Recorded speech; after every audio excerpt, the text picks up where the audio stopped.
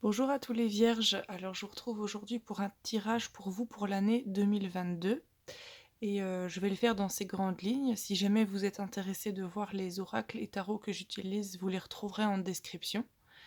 Et là, je vais commencer par vous expliquer le point négatif que j'ai tiré pour l'année 2022 pour vous.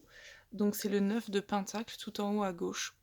Le 9 de Pentacle en position négative vous dit de faire attention aux choix que vous faites actuellement, car ils ne portent atteinte à votre intégrité.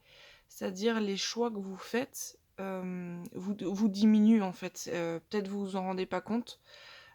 Ou alors ça peut aussi vouloir dire que vous laissez trop de portes ouvertes une fois que vous avez réussi quelque chose ou dans le chemin de la réussite. Vous êtes trop gentil, ou vous laissez trop les portes ouvertes à des personnes qui essayent de vous descendre. Et au contraire, voilà, ne soyez pas trop gentil avec ces personnes ou n'ayez pas trop confiance en elles, parce que ces personnes, vous voyez qu'elles vous veulent quelque chose de mal, mais vous n'arrivez pas à dire non, vous n'arrivez pas à fermer les portes. Donc voilà, essayez de penser à vous, à votre intégrité. Et quand vous êtes en train de réussir quelque chose, ne tendez pas la perche à une personne qui souhaite descendre vos énergies simplement pour se retrouver au même niveau que vous. Ensuite, la carte de droite, 6 de coupe, ça c'est l'aspect positif. Donc le 6 de coupe rappelle à tout ce qui est lié à l'enfance. Donc ça peut par exemple représenter des retrouvailles avec une personne. Ça peut être votre maman, bon comme là il y a l'image de la mère et l'enfant, mais ça peut aussi être un frère, une sœur ou un ami, même quelqu'un qui n'est pas de lien de sang avec vous. Ça peut être très bien un ami, une personne que vous appréciez durant votre jeunesse et qui va vous apporter quelque chose pour l'année 2022. À droite, vous avez le 7 de coupe, le conseil donc pour l'année 2022. Le 7 de coupe qui vous dit attention, tout ce qui brille n'est pas or, ou attention aussi à ne pas disperser vos envies, c'est-à-dire vous voulez peut-être trop de choses à la fois, ou alors vous êtes intéressé par les mauvaises choses. Les choses qui vous intéressent ne vous correspondent pas, c'est juste, ou simplement vous n'en avez pas besoin.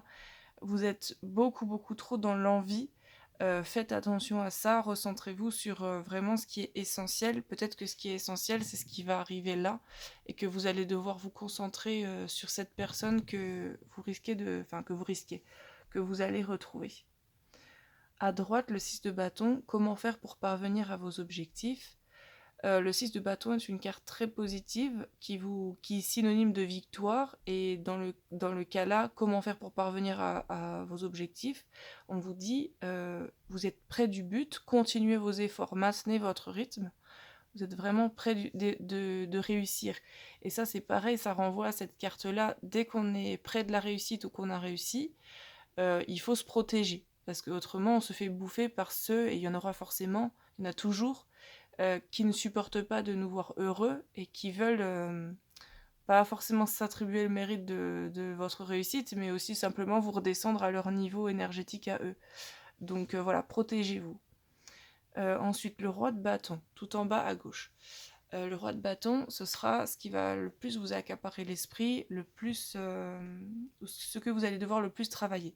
Alors ça symbolise une énergie masculine, et là je pense que ça vous représente vous, c'est l'aspect de vous que vous allez devoir travailler. Je pense que c'est lié à l'aspect négatif là. Cette carte, le lion de bâton, le roi, pardon, le tigre, je vais y arriver. Le tigre de bâton a une autorité naturelle, il sait se protéger parfaitement, il n'attend pas sur les autres pour faire ce qui lui plaît, mais en même temps il se protège. Donc c'est quelqu'un de très impulsif aussi dans son côté négatif, mais bon, vous, ce sera pas votre cas. En fait, je pense que cette carte, elle vous demande de vous inspirer de l'énergie du tigre pour aussi pour vous affirmer, si c'est par exemple au travail ou en famille ou n'importe, c'est pour tenir vos positions et dire aux autres, attention, là, tu rentres sur mon territoire, tu dépasses les limites, tu vas rester à ta place. Ensuite, à droite, on a le phasme. Le phasme, je vais vous montrer ce qui est en dessous aussi. Immobilité, conscience, discernement, sang-froid. Alors là, je pense que c'est plus le côté discernement qu'il va falloir que vous gardiez bien en mémoire. Le discernement de savoir qui... peut-être que ça, vous ne savez pas le faire aussi. Vous avez tendance à ne pas savoir qui peut vous vouloir du bien, qui peut vous vouloir du mal. Après, c'est une chose, je pense, difficile pour tout le monde, c'est pas évident. En plus, on peut vite alors rentrer dans les préjugés si on commence à dire: «Ah non, lui je le sens pas, lui je le sens», mais bon, faites quand même, confiance à votre intuition et laissez une chance à la personne, mais si vous voyez que ça dérape, là tout de suite il faut fermer. Il faut absolument fermer les liens à qui vous sentez que ça va être, toxique pour vous.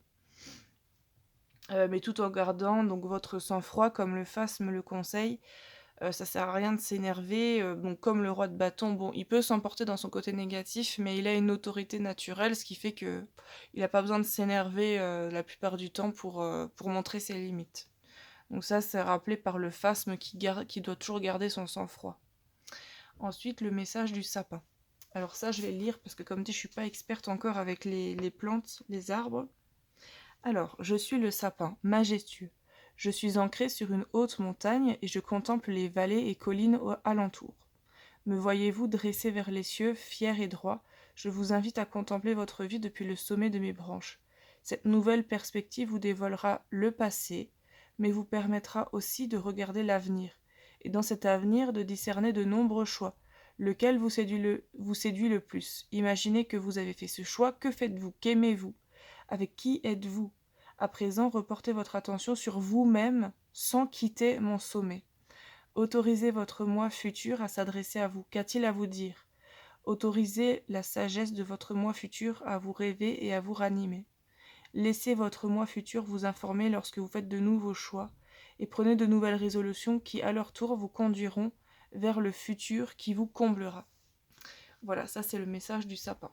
Donc ça se rapporte aussi au fait d'être fier et droit. On parlait de contemplation du passé, de faire attention à vos choix, de vous poser plus de questions quant aux choix que vous faites, quelles pourraient être par exemple leurs conséquences. Voilà, moi je l'interprète de cette manière-là.